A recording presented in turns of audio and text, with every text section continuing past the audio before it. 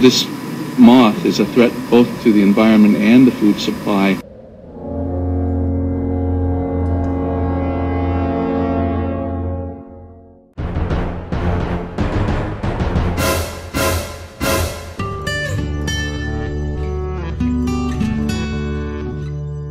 LBAM does not pose a threat to native forests in New Zealand, never has, or to agriculture.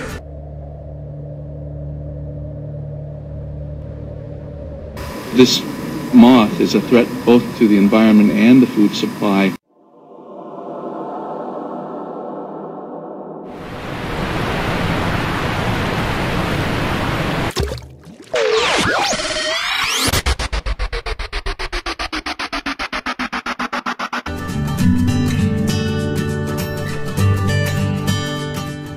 LBAM does not pose a threat to native forests in New Zealand, never has, or to agriculture.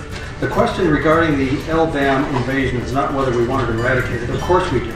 Rather, the question is whether it's possible to actually eradicate. Although I'm not speaking for anyone other than myself, I've talked to 8 different UC entomologists about the LBAM problem. Some of them are highly statured scientists within the UC system. Not one of these entomologists believes that the light brown apple moth can be eradicated. Not one. It's very important that people understand that a pheromone is a scent. It's not truly a true insecticide. It doesn't even kill the pest as much as confuse the moth so it can't mate, and we hope then the populations will collapse.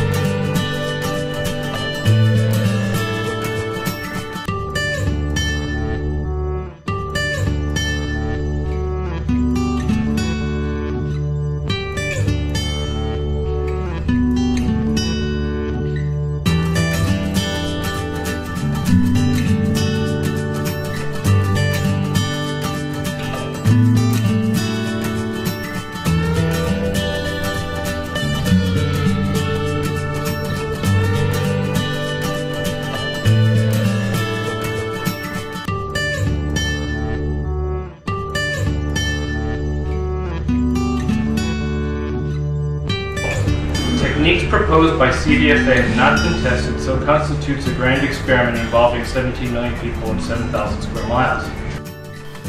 Mr. Karamura. Mr. Karamura. Just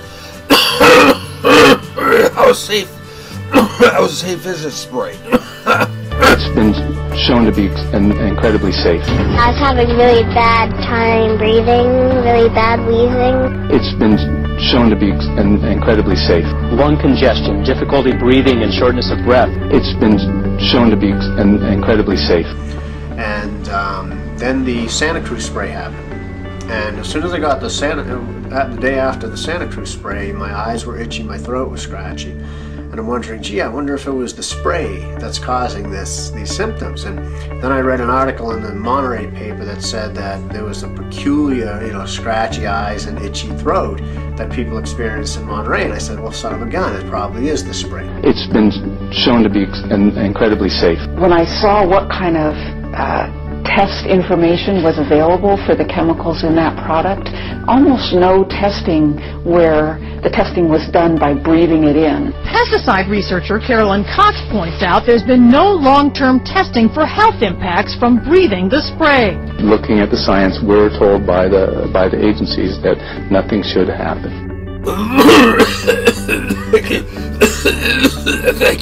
Thank you for clearing that up. I feel better already.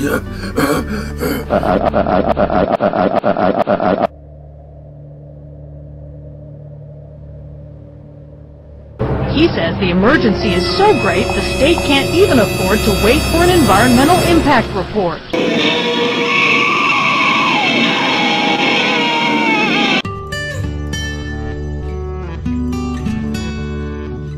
This pest is not a recent introduction, but has been in the state for perhaps 30 to 50 years. probably the most basic thing is that the justification for calling this an emergency and actually needing to eradicate this moth seems to be smokes and mirrors and a paper house, so to speak. Doesn't have a lot of fundamental justification.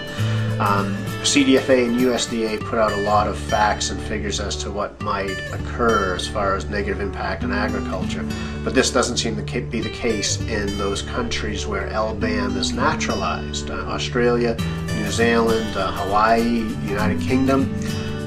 LBAM, the light brown apple moth, is not a significant pest from an economic perspective.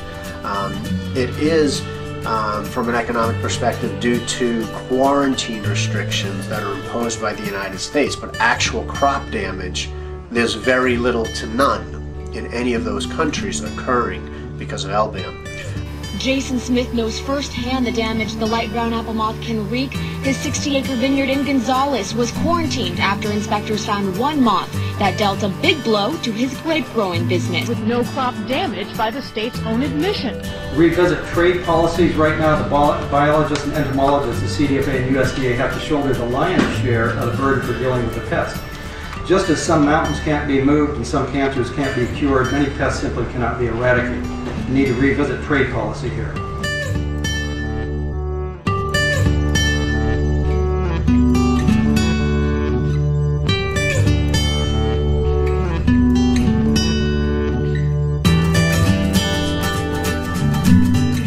No matter where I go, people ask me, when are you going to do another terminal?